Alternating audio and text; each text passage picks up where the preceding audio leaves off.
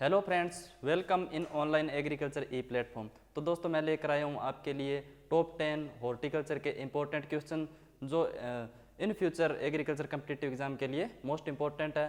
तो बने रहिए वीडियो के लास्ट तक, अपन एक एक क्वेश्चन को डिस्क्रिप्शन से जानेंगे।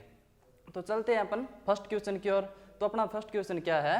Diploid species of strawberry is, strawberry की द्विगुणित प्रजाति है। वैसे जो अपने कॉमनली जो कल्टीवेटेड स्ट्रॉबेरी स्पीसीज है वो कौन सी है? ओक्टाप्लॉयड स्पीसीज है। कौन सी? फ्रगेरिया एनानेजा।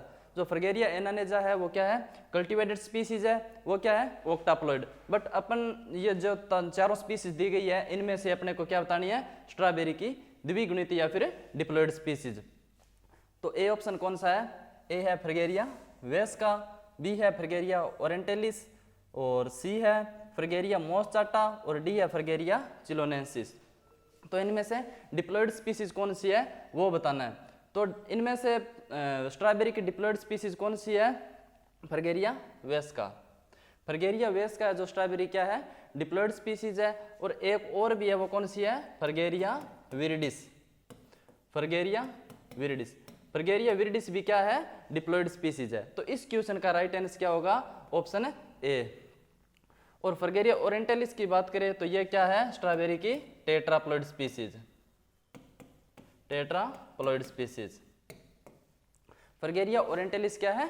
Tetraploid species. और फ्रगेरिया मोस्टाटा की बात करें तो ये है हेक्साप्लॉयड स्पीसीज। फ्रगेरिया मोस्टाटा क्या है?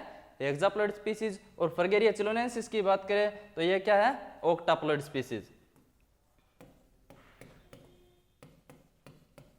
ओक्टाप्लॉयड स्पीसीज। और ओक्टाप्लॉयड स्पीसीज कौन सी है जो अपने कॉमनली कल्टीवेटेड स्पीसीज है? जैसे फ्रगेरिया एनानेजा। फ्रगेरिया एनानेजा भी क्या है? ओक्टाप्लॉयड स्पीसीज है। तो फ्रगेरिया वेस्का एंड फ्रगेरिया विरिडिस क्या है? डिप्लॉयड। और फ्रगेरिया ओरेंटेलिस क्या है? टेट्राप्लॉयड। और फ्रगेरिया मोस्टाटा हेक्साप्लॉयड। और फ्रगेरिया चिलोनेंसिस क्या है? ओक्टाप्लॉयड। तो इस क्वेश्चन का राइट आंसर क्या होगा? Option A, Fragaria vesca is a diploid species. Next question है अपना, type of placentation is found in बनाना।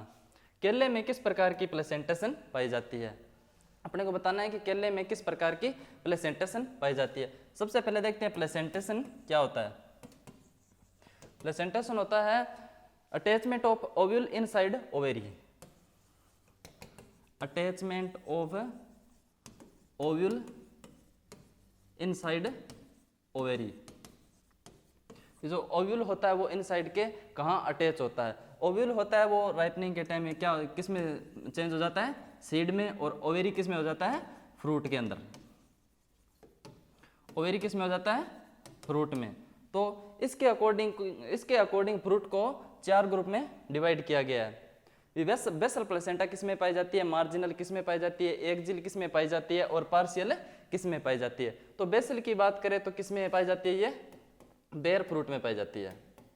और मार्जिनल की बात करें तो लीची में। बेसल बेर में, मार्जिनल लीची में। और एक्जिल की बात करें तो गुआवा और बनाना। गुआवा और बनाना में क्या पाई जाती है? एक्जिल। और पार्शियल की बात करें तो क्या है? पपाया।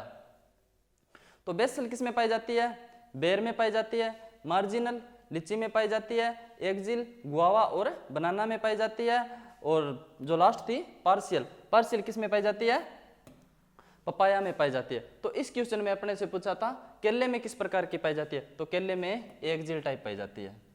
तो इस क्वेश्चन का राइट आंसर क्या होगा? Option C. चलते हैं नेक्स्ट क्वेश्चन की ओर।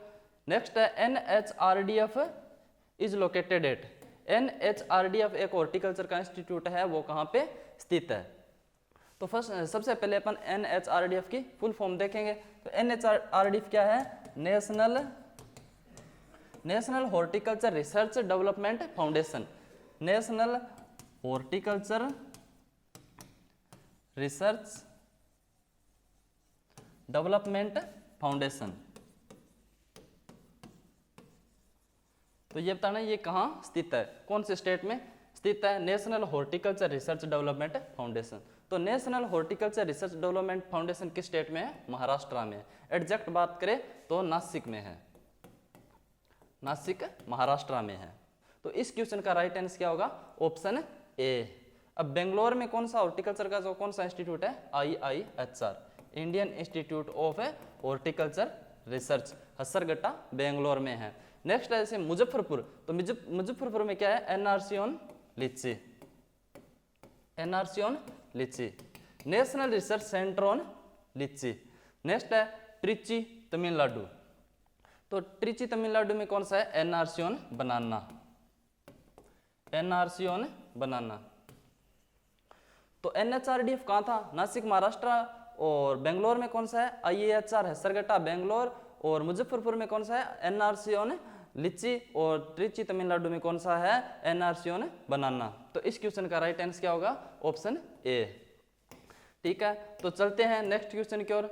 नेक्स्ट है जीनोम टर्म्स गिवन बाय, जो जीनोम शब्द या फिर टर्म्स है वो किसने दी थी? ये जो चारों साइंटिस्ट है इनमें से अपने को बताना है भी जीनोम टर्म्स किसने दी। जैसे विलियम बेटसन, हैंस विंकलर, ह्यूगो डीवरीज और विलहेल्म जॉनसन, विलहेल्म जॉनसन। तो बात करें अपन विलियम बेटसन की, तो विलियम बेटसन ने कौन सा शब्द या टर्म दिया था? जेनेटिक्स। जेनेटिक्स टर्म किसने दी? विलियम बेटसन ने। नेक्स्ट है जैसे हैंस विंकलर, तो हैंस विंकलर ने कौन सा टर्म दिया था? जीनोम, हैंस विंकलर ने दिया था जीनोम। नेक्स्ट है ह्यूगो डीवरीज, तो ह्यूगो डीवरीज ने कौन सी टर्म दी थी? म्यूटेशन। ह्यूगो डीवरीज ने कौन सी टर्म दी थी? म्यूटेशन। नेक्स्ट है विलहेल्म जॉनसन, विलहेल्म जॉनसन ने कौन सी दी? जीन। जो जीन टर्म है वो किसने दी? Wilhelm Johannsen. जैसे विलियम बेटसन ने कौन सी दी? जेनेटिक्स। हैंस विंकलर ने जीनोम और ह्यूगो डीवरीज ने म्यूटेशन और विलहेल्म जॉनसन ने दी थी जीन। तो इस क्वेश्चन में अपने से पूछा था जीनोम शब्द किसने दिया? तो जीनोम दिया था हैंस विंकलर ने। तो इस क्वेश्चन का राइट आंसर क्या होगा? Option B. नेक्स्ट है cabbage variety suitable for high density planting. Cabbage की वैरायटी उच्च घनत्व रोपण के लिए उपयुक्त पत्ता गोभी की किस्म है। तो कैबेज की ऐसी वैरायटी बतानी है अपने को जो हाई डेंसिटी प्लांटिंग के लिए यूज की जाती है। हाई डेंसिटी प्लांटिंग क्या होती है? More number of plant per unit area. अपन जो नॉर्मल स्पेसिंग रखते हैं तो उससे बहुत ही कम स्पेसिंग रखते हैं किसमें? हाई डेंसिटी प्लांटिंग में। मतलब जो प्रति इकाई क्षेत्र में अधिक से अधिक प्लांट लगाए जाते हैं, नॉर्मल स्पेसिंग से बहुत कम स्पेसिंग रखी जाती है। तो अपन इन वैरायटी ये जो चारों वैरायटी है उनमें से अपने को हाई डेंसिटी प्लांटिंग वैरायटी बतानी है कैबेज की। तो कैबेज की हाई डेंसिटी प्लांटिंग वैरायटी कौन सी है? पुस्सा संबंध। पुस्सा संबंध variety of cabbage is used for high density planting. तो पुस्सा संबंध एक सिंथेटिक वैरायटी भी है। कैबेज की क्या है? सिंथेटिक वैरायटी भी है पुस्सा संबंध। और ए ऑप्शन दिया जैसे पुस्सा ड्रम हेड, तो पुस्सा ड्रम हेड का क्या फीचर है? Resistant to black leg, resistant to black leg, resistant to black leg disease. B option दिया जैसे पुस्सा मुक्ता, पुस्सा मुक्ता का इंपॉर्टेंट फीचर क्या है? Resistant to black rot, resistant to black rot. Black leg resistant कौन सी है? Pusa drum head. और black rot resistant कौन सी है? पुस्सा मुक्ता। और हाई डेंसिटी प्लांटिंग के लिए है पुस्सा संबंध। और सितंबर क्या है? एक introduce variety of cabbage. Cabbage की इंट्रोड्यूस वैरायटी जो इंडिया के अंदर कहां से इंट्रोड्यूस हुई थी? जर्मनी से। जो इंडिया के अंदर कहां से इंट्रोड्यूस हुई? जर्मनी से। तो Pusa drum head resistant to black leg और Pusa Mukta resistant to black rot और पुस्सा संबंध जो suitable for high density planting और सितंबर है जो इंट्रोड्यूस फ्रॉम जर्मनी। तो इस क्वेश्चन में अपने पूछा था variety suitable cabbage variety suitable for high density planting. तो इस क्वेश्चन का राइट आंसर ऑप्शन है सी पुस्सा संबंध।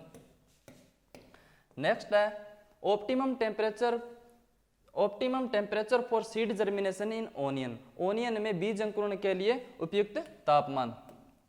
वैसे तो ये चारों जो टेम्परेचर दिए हुए हैं वो ओनियन के केस में ही है, लेकिन अपने को वो टेम्परेचर बताने हैं जिसपे जो प्याज का बीज है वो सही अंकुरण हो। तो ए ऑप्शन है 20 से 25 डिग्री सेल्सियस, बी है 15.6 से 25.1 डिग्री सेल्सियस, सी है 10 से 12 डिग्री सेल्सियस और डी है 12 डिग्री सेल्सियस। तो अपन डी की बात करें 12 डिग्री सेल्सियस, तो 12 डिग्री सेल्सियस किसके लिए है? Storage of mother corm, mother bulb. प्याज का जो बल्ब होता है वो सीड के रूप में अपन काम में लेंगे, तो किस पे स्टोरेज, कितने डिग्री सेल्सियस टेम्परेचर पे स्टोरेज करेंगे अपन? 12 डिग्री सेल्सियस। तो 12 डिग्री सेल्सियस टेम्परेचर किसके लिए? Storage for mother bulb. और 10 से 12 डिग्री सेल्सियस टेम्परेचर है वो क्या है? Flooring initiation temperature. 10 से 12 डिग्री सेल्सियस टेम्परेचर पर क्या होती है? फ्लोरिंग बेस्ट होती है। तो फ्लोरिंग इनिशिएशन टेम्परेचर क्या है? 10 से 12 डिग्री सेल्सियस। 15.6 से 25.1 डिग्री सेल्सियस टेम्परेचर है जो बल्ब डेवलपमेंट के लिए सूटेबल है। Suitable for bulb development temperature कौन सा है? 15.6 से 25.1 डिग्री सेल्सियस। तो रे कौन सा ऑप्शन गया? 20 से 25 डिग्री सेल्सियस। 20 से 25 degree Celsius temperature is best for seed germination in onion. तो इस क्वेश्चन का राइट आंसर क्या है? Option A. तो बीज अंकुरण के लिए या फिर सीड जर्मिनेशन के लिए पूछे तो 20 से 25 डिग्री सेल्सियस, और बल्ब डेवलपमेंट के लिए पूछे तो 15.6 से 25.1 डिग्री सेल्सियस, और फ्लोरिंग इनिशिएशन के लिए पूछे कि जिस best temperature for flooring initiation तो है 10 से 12 डिग्री सेल्सियस, और मदर बल्ब स्टोरेज के लिए पूछे तो 12 डिग्री सेल्सियस। ठीक है, नेक्स्ट क्वेश्चन है which colour rose are most popular? किस रंग का गुलाब सबसे अधिक लोकप्रिय है? ये जो 4 रंग दिए गए हैं उनमें से अपने को बताना है कि किस रंग का जो गुलाब है वो सबसे ज्यादा प्रचलित है या फिर पॉपुलर है। ए ऑप्शन है रेड, बी है पिंक, सी है येलो और डी है व्हाइट। तो इन चारों में से कौन सा कलर का जो गुलाब है जो सबसे प्रचलित या पॉपुलर है? तो रेड कलर का गुलाब सबसे पॉपुलर है। रेड कलर का गुलाब सबसे पॉपुलर है, पिंक कलर नहीं है, रेड कलर का गुलाब सबसे पॉपुलर है। तो इस क्वेश्चन का राइट आंसर क्या होगा? Option A. नेक्स्ट है division of floriculture and landscaping gardening at IHR Bangalore was established in. जो डिवीजन फ्लोरिकल्चर एंड लैंडस्केपिंग का जो डिपार्टमेंट है वो IHR बेंगलोर के अंदर किस वर्ष स्टार्ट हुआ या फिर स्थापित हुआ? 1983 में, 1969 में, 1982 में और 1968 में। तो division of floriculture and landscaping जो है वो IHR के अंदर स्टार्ट हुआ था 1969 के अंदर। किसमें? 1969 में। 1969 में, 1969 में स्टार्ट हुआ था। यदि पूछे IRI का तो IRI में कब स्टार्ट हुआ था? 1983 में। तो division of floriculture and landscaping जो डिपार्टमेंट है वो IRI में कब स्टार्ट हुआ था? 1983 में। IRI में 1983 में और IHR में 1969 में। तो इस क्वेश्चन का राइट आंसर क्या है? Option B. नेक्स्ट है जैपनीज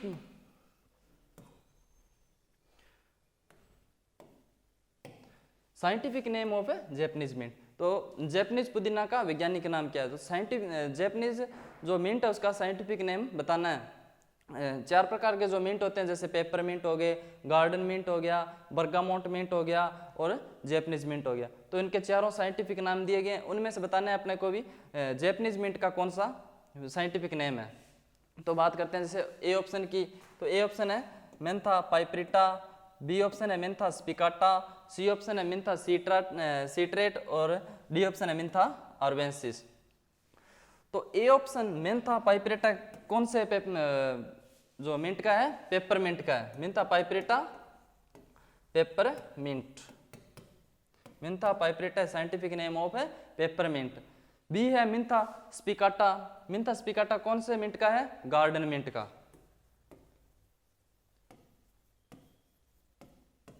मेंथा स्पिकाटा है जो गार्डन मिंट का है, और मेंथा सीट्रेट है जो वो किसका है? बर्गामोट मिंट का। Bergamot mint. जो मेंथा सीट्रेट है वो किसका है? Bergamot mint. और नेक्स्ट है जैसे मेंथा आर्वेंसिस, तो ये है जैपनीज मिंट। जैपनीज मिंट या फिर इसे क्या कहते हैं? फील्ड मिंट भी कहते हैं। फील्ड मिंट भी कहते हैं। तो पेपरमिंट का कौन सा है? मिंथा पाइपरेटा, और गार्डन मिंट का है मिंथा स्पिकाटा, और बर्गामोट मिंट का है मिंथा सीट्रेट, और जैपनीज मिंट या फिर से फील्ड मिंट भी कहते हैं, तो इसका क्या है? मिंथा आर्वेंसिस। तो इस क्वेश्चन का राइट आंसर क्या है? Option D. ठीक है, नेक्स्ट क्वेश्चन है initial temperature for dehydration. Initial temperature of dehydration, निर्जलीकरण का प्रारंभिक तापमान। तो निर्जलीकरण क्या होता है? Removal of moisture from product. कोई भी प्रोडक्ट जैसे वेजिटेबल भी हो सकता है और फ्रूट भी हो सकता है, इनमें से अपने को क्या है? मॉइस्चर रिमूव करना ही क्या कहलाता है?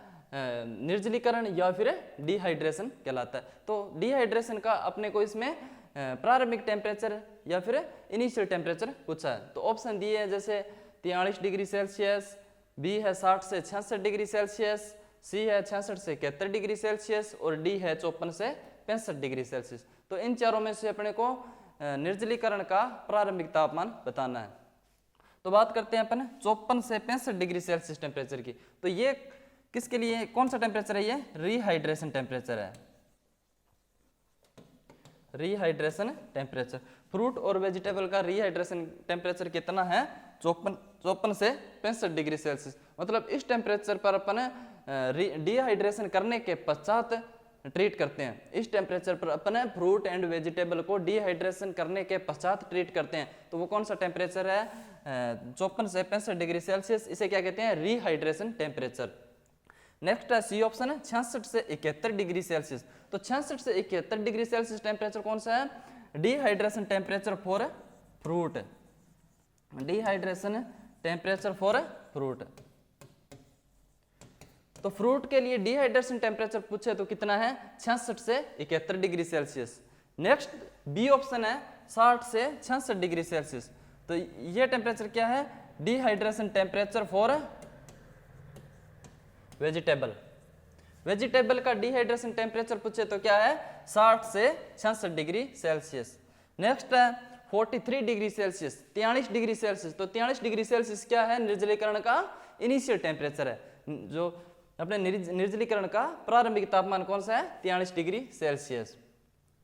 तो इनिशियल टेम्परेचर पूछे तो 43 degree Celsius, dehydration temperature for vegetable पूछे तो 60 से 66 डिग्री सेल्सियस, और डिहाइड्रेशन टेम्परेचर फॉर फ्रूट्स पूछे तो 66 से 71 डिग्री सेल्सियस, और rehydration temperature of fruit and vegetable पूछे तो कितना है? 54 से 65 डिग्री सेल्सियस। तो इस क्वेश्चन का अपना राइट आंसर क्या है? Option A 43 degree Celsius.